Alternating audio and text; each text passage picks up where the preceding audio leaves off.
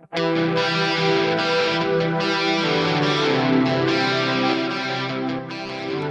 back to the Fourth Way Podcast. Today we are continuing our discussion on consequentialism. In the last episode, I took a look at the first way that God started to uncover consequentialism in my life and how it affected the way that I showed grace to other people and the way that I believed that I myself needed or didn't need grace. We're going to continue with that theme and take a look at another way that God has been uncovering consequentialism in my life as it relates specifically to the act of forgiveness. So we'll start off with a little question here. What is the difference between a lost cause and a noble one? When does another chance turn into the last chance? Now, this question shouldn't really be that hard for a Christian to answer. We took a look in the last episode at the specific example of the priest from Les Mis, and you talked about whether his cause was a noble cause or a stupid cause, or even an immoral cause for being a bad steward. And I think these questions about being a lost cause or, when's the last chance, I think these kind of revolve around the same sort of concept. They're things that we might answer one way as a Christian who knows what the right answer is supposed to be, but when we live life out or when we think about things practically, we might have some different answers. As a Christian, we might say, well, God's omnipotent, so there really is no such thing as a lost cause. But we know that the way that we do a lot of ministries and we get statistics and things, we try to figure out who's worth pouring into. And so we understand that there are causes that we're not going to waste our time on. Not because we don't necessarily believe that God could do something there, but just because that's not a great use of our time or resources. What's the point? God's probably not going to do anything. And most of us probably actually, even though we believe God is omnipotent, we don't usually see that in our lives. We might actually doubt that omnipotence as well. And in the same sort of vein, we can take a look at Jesus' life specifically, and we know that he tells us to forgive as he forgave. He forgave his enemies. He forgave people while he was hanging on the cross, saying, "Forgive them. They don't know what they're doing." He told Peter to forgive 70 times 7, which essentially means just forgive forever. So when we take a look at the example of Jesus' life, then there doesn't seem to be a thing like a last chance, at least for his believers and followers. And maybe there's a last chance, and one day at the judgment, decisions will have been made and there will be an eternal consequence. But at least for us, we temporal beings who have been told to be followers of Christ, we don't really have that ultimatum before us. It's not our job to issue that consequence. We are to be like our Savior who forgives even our enemies. Last year, we were in the States for a little bit while we had to deal with some of our family illnesses here. And while we were here, we didn't want to lose our Romanian language skill, so I got a language tutor. And it was really awesome. It was kind of awkward because you're kind of talking over Skype, and I did 4-hour blocks, which is a long time to talk to even your friends. So to have this random stranger that you're trying to talk to in another language when your language skill isn't really that great, so your conversation's limited, it was a little awkward, but it ended up being pretty good. She was a good conversationalist, and it was her job to basically listen to me and go where I wanted to go. So we got to talk about a lot of really cool things. And one of the things that we talked about was my experience with Alexa. And that is a pseudonym here. But Alexa was a Roma woman that we had worked with over in Romania. And she was actually the first Roma woman that we really befriended. And I remember the story so well. She would show up to our house and ring the doorbell, and we'd see her through the little like screen. They have like doorbell video cameras, and we'd see who it was, and we'd go out, and she'd beg and beg and beg and beg and beg, and sometimes we'd give her food, but then if she came back too frequently, like within 2 or 3 days, we didn't want to enable her, so we said no, and we'd turn her away. But if she came back like every 2 weeks or something, we'd probably give her food again. And this kind of kept up and kept up. And one day, oh, and you also have to remember that this is really awkward for us. This is like the first 3 months we're in country, so we don't know much language.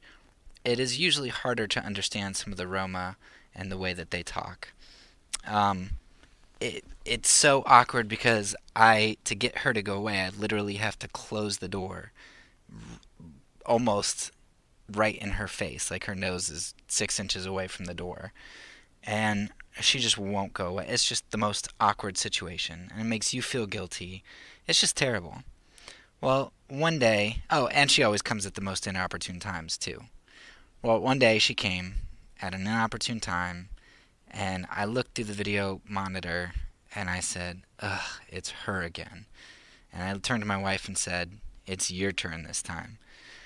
And she looked at me, and she felt the same way that I did all the time. But God was gracious to her and gave her some revelation, and she just looked and she said, do we even know her name? And no, we did not know her name. She was just some object to us that we, um, you know, we thought it was a good idea to come over and help people like her in our 9 to 5 when they were outside of our walls and their community and they were projects. But as somebody to whom we were to show hospitality, not so much, because the Roma community, they tend to not be vaccinated. We have a young son.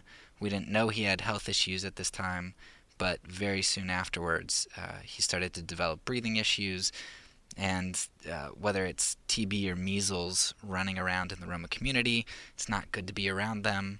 We know that when they come into houses, they're known to steal things. They're known to be really shady. We have kids. Their well-being might be in danger, and so letting a Roma person into your house to kind of scope it out didn't sound like the best idea. It didn't sound like the thing that we wanted to do. But it's the thing that God led us to, because we were so inhospitable. We did not know her name. We had never invited her in. Okay, if I'm going to turn her away and not give her any food, that's one thing. But to have her come to my door 20 times and never invite her in to drink some tea or to have coffee, that's just kind of crazy. That I, as a Christian, would be inhospitable. And hospitality is one of the gifts that we see in the Bible that's really important. Hospitality, I believe, I'll have to look this up and maybe post a link below, but I believe hospitality is actually one of the sins that Sodom and Gomorrah was blasted for, where they were shown to be inhospitable. So I think hospitality, especially in the ancient world and especially for Christians, it's a pretty big deal to show hospitality to the stranger, to the prisoner, to the person in need. That's the thing that Jesus says, you clothed me and you fed me because you did this to this person in need. But to the other person, he says, I don't even know you. Like you didn't help the stranger. So anyway, God worked on our hearts, and we let in Alexa to our house. And we formed a relationship, and over the course of time, we helped her with some food and things, but primarily we didn't want to just hand her things, but we tried to help her get certain government documents so she could get government funding, so she could get help with her kids, and just all sorts of processes we tried to walk her through. And to help her get money, we offered to allow her to clean our house and we paid her well for that so that she could try to save up money. Um, and we just tried to help in a lot of ways. But of course, as we thought was probably inevitable, one day our credit card had tons of money racked up on it, and it was thousands of dollars. And we realized that Alexa had swiped one of our credit cards and used it. And this was offensive not only because it was a betrayal of trust, but because in Romania most people don't have credit cards, and especially the Roma, they don't know how credit cards work. And in their mind, in Alexa's mind, what she was doing was basically all of the money that was coming out was from our bank account. She doesn't understand that there's credit and you have fraud insurance, and so it ended up that all the money she racked up we didn't have to pay for. But she didn't know that. She thought that she was taking all of that money from us directly. And that was just crazy. And to make it even worse, um, a week or two later, after we realized all this and we tried to figure out what to do, she came back to us and she tried to sell us all of this new stuff that she had gotten, like all of these clothes and things. And we were pretty sure that she was trying to sell us the stuff that she bought with our own money. I mean, it it was ludicrous. Just the gall that she had, and after loving our kids, which she genuinely, I think, did, after loving our kids and looking us in the face for week after week after week after we tried to help her do all these things, she just decided to take from us thousands of dollars. And when we figured this all out, and we were 99% sure it was Alexa, we confronted her. We had been counseled by people, go to the police so that she can't do this again, which I don't know is inherently a bad thing to do. But Alexa had heard us talk about Jesus. She had been in our home. She had a relationship with us. Um, there were a lot of reasons that we didn't want to go to the police. Retaliation was one as well, because the Roma communities can be pretty close knit and there can be problems. Um, but primarily, we just didn't think that that was what Alexa needed. That was the right thing to do. And we were even willing, like we didn't know, since we knew who took our credit card, um, we didn't know if the credit card company would make us try to pursue them to get it down, because it's not like just some random person stole it or it was lost and such. Like, we knew who did it, and we had to tell the credit card company that. And we didn't know if the credit card company was going to make us pay for it, since we knew who it was, and it was in some senses our fault that it was taken. And we were willing to eat the cost instead of go to the police. Um, and that was just a decision that we made. So we had Alexa come over, and we confronted her and said, we do not want to go to the police, but we need the person who took this to tell us, to be honest with us, because our goal isn't to get somebody in trouble. Our goal is to have a relationship. And Alexa eventually just broke down and said she did it, and she cried. And I really think it was, I mean, she's a good actor and a good liar. Well, not a good liar. She lies all the time, but she's not a good liar. But she's not a great actor, and she really cried, and I think it was genuine, because she does love our kids, and she maybe appreciated some of the things that we did for her. I don't know to what extent. But what really broke her down was that when we sent her away, when she left, we said we need to figure out how to fix this, so we're going to have future discussions. But we sent her away with food. Catalina had cooked a meal, and we sent her away with food for her family because she had said that um, she needed to get back because she was going to miss dinner. And we said, that's okay. You stay, we'll talk, and we'll send you home with dinner. And we sent her home with food after knowing that she took thousands of dollars from us. And that just blew her mind. She didn't understand it one bit. So anyway, circling back to our Romanian tutor, I told her that story about Alexa and about our working with the Roma.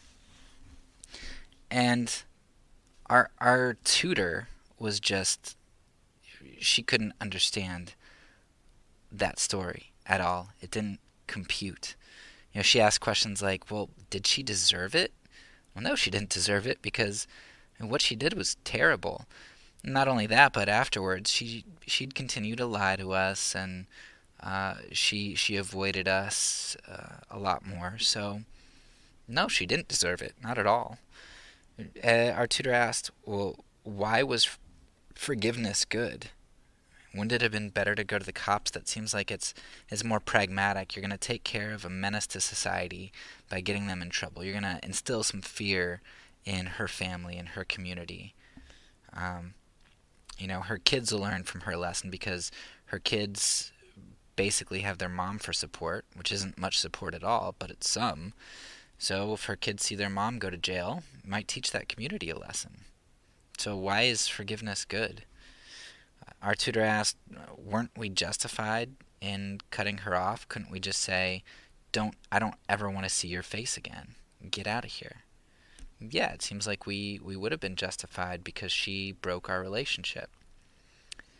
And probably the most pertinent question of all is, wasn't Alexa a lost cause? And yeah, it sure seems that way. It seemed that way and still seems that way. Alexa just continues to be Alexa. She tried to blame her daughter for taking the credit card. She tried to shift blame, and it's just she continues to lie. And she sure does seem like a lost cause. But the answers that I just gave to all of those questions, did she deserve it? No. Was forgiveness good? Doesn't seem like it. Were we justified to cut her off? Yeah. Wasn't Alexa a lost cause? Yeah. Those questions that I answer all in that way are not at all the way that I, as a Christian, answer them. Did she deserve it? Yeah, she did, because Jesus forgave me, a servant of a great debt.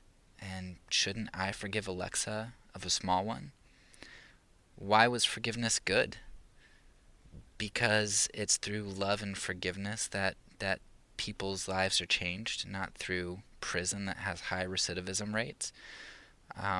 Because my Savior showed me that it's good. Were we justified to cut her off?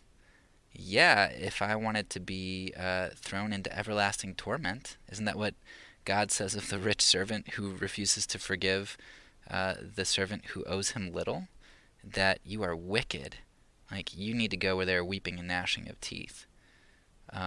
So, no, because my master says I'm not justified to cut her off. I am not justified to cut her off. Wasn't she a lost cause? Yeah, humanly speaking, but if I wasn't a lost cause, if God could save somebody like me and change my heart, God could save somebody like Alexa and change her heart. I believe in a sovereign God, and I believe in an omnipotent God. So the Christian answer to all of those questions is far different than our instinctive human answer is to those questions. And I might have gotten into some of that with the language tutor when I was responding to her question, but it actually worked out that a few days before we had another discussion that I was able to use to maybe make something more understandable to her.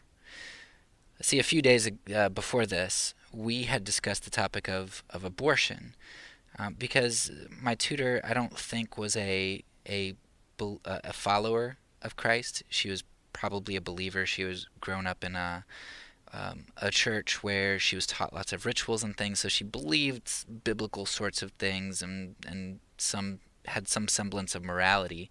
But I don't think she was a disciple of Christ. I don't think she followed him. She just knew some things and had this residual morality. We had talked about the topic of abortion, and she was against abortion. She didn't like that it occurred.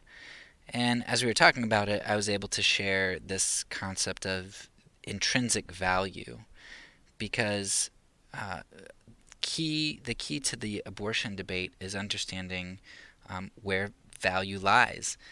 Are people, are humans, are they intrinsically valuable, or does something else determine their value? Does their size determine their value? Does, whether they're a fetus or not a fetus, like where they're located, one's in the mother's womb, a baby's not? Does their level of development, does their intellect, what determines the value of somebody? It's kind of like a baseball card. A baseball card has extrinsic value.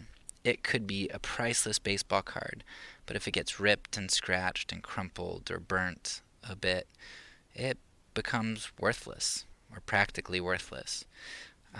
Do we view humans like that? Or are humans intrinsically valuable? Does their value follow them wherever they go, no matter what? Whether they get arms chopped off, whether they are smart or stupid or whatever, and even, and this is the one where even a lot of Christians go wrong, do they have intrinsic value even if they're evil? Even if they've done something wicked? Is it, do we as Christians most of the time believe that people are intrinsically valuable until they do something that's too wrong? And at that point, because of their wrong action, their evil act, they all of a sudden lose their intrinsic value. Now, we wouldn't say that, but that's how we act. And we see that through this idea of forgiveness. See, a refusal to show love, grace, mercy, and forgiveness to another human being in light of Christ's display of these things to us is a denial of somebody's intrinsic value. To refuse forgiveness is saying they're not worth it. They're not intrinsically valuable. And in that, we are essentially denying that the image of God transcends our choices. And somewhat similar to the last episode where I talked about how I wouldn't have said it, but I realize in retrospect that I really didn't think I needed that much of God's grace. When we refuse to show forgiveness to somebody because we show that we don't believe that the image of God transcends choices, the inverse of that is also true. If we believe that choices can negate the image of God, then that means to a certain extent we believe that good choices can actually make the image more valuable. And so in this one sense, we are denying the image-bearing property to those who wrong us, while at the same time patting ourselves on the back by thinking we're more valuable for doing good things or avoiding doing bad things. Now at this point, a lot of people are probably going to be shaking their heads and saying, no, no, no, you've got it wrong. What about that sex offender? Putting them in a church nursery? What about letting Alexa have unfettered access in your house again? There's no way you would do that. And that's right. I do agree that those are not good things. But I think a lot of people conflate the idea of trust and forgiveness. There's this misunderstanding that restoration and reconciliation means that there are no boundaries. And I just don't believe that. And I think even in the new heavens and earth, we see that there are boundaries of sorts. We have the tempter and his minions. They're cast out. They're not going to be around again. We see that the tree of good and evil is not present in the new heavens and new earth. There are boundaries, there are protections in place to prevent us uh, from falling into what we've fallen into now. God graciously protects us from that. I think all too often people think that in forgiveness that there are no boundaries, but there are. It's just that boundaries look different than barriers or whatever you want to call them. A boundary is not, its goal is not to shame, but to love and protect not only other people but also the offending party. And if you've listened to the pacifist, the nonviolent podcast series so far, you recognize that one of the biggest mistakes Christians make is that we agree with this love for everybody, with the exception of enemies or those who offend us. We're always about protecting the innocent, but we're never about protecting offenders because we don't believe that enemies are worth it.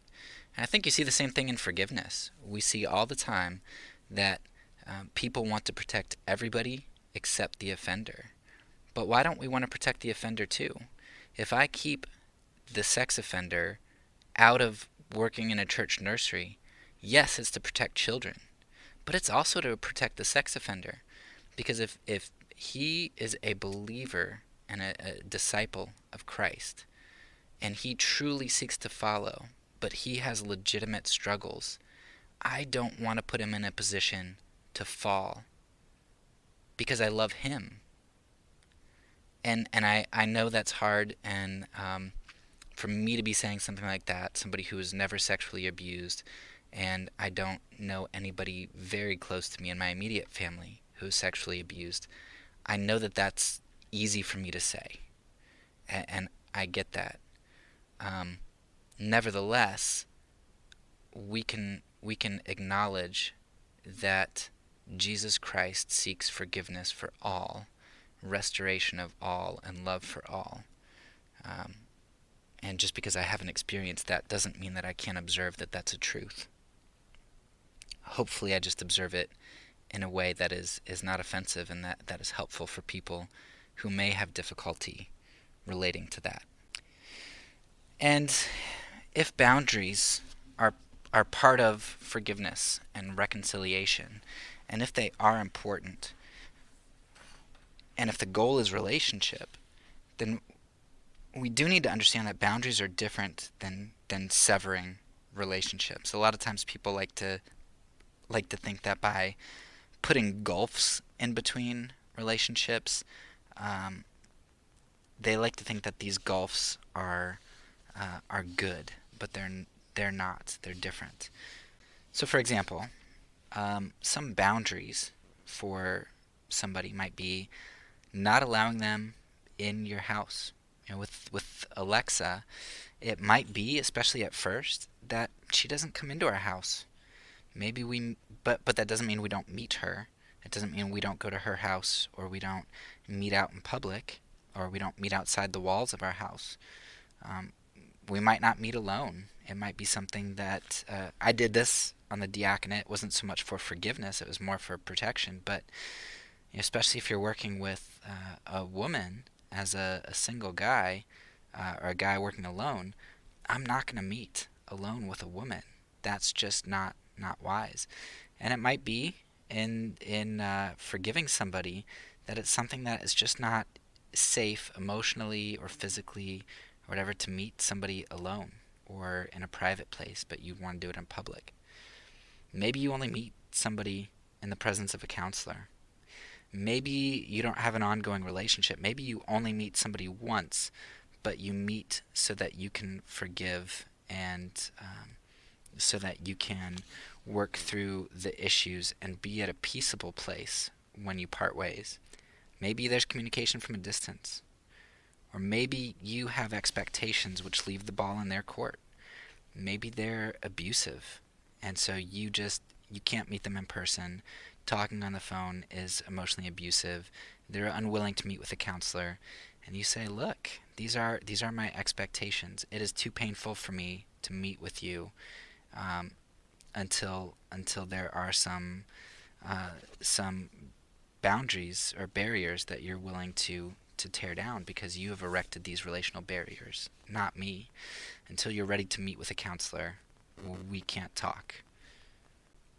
But notice that those barriers or boundaries are much, much different than just completely severing a relationship and saying, get out of my life. They are looking for some sort of restoration in the relationship where the two parties are able to part ways, sometimes continuing a relationship, sometimes not really continuing the relationship, but being at a place where the relationship is not harboring ill towards the other. The best example I can see of this played out in the church, in the Bible, is in 1 Corinthians 5. We see that there's an adulterous man. He is sleeping with his stepmom, I believe. And Paul tells the Corinthian church, he says, hey, look, this guy's unrepentant. Okay? You're basically going to excommunicate him from the church. You are unable to have him in the presence of your church because he's defiling it. He's ruining the testimony of the church, and he might bring other people down. It is just not safe. For your protection, you need to not allow him into the church.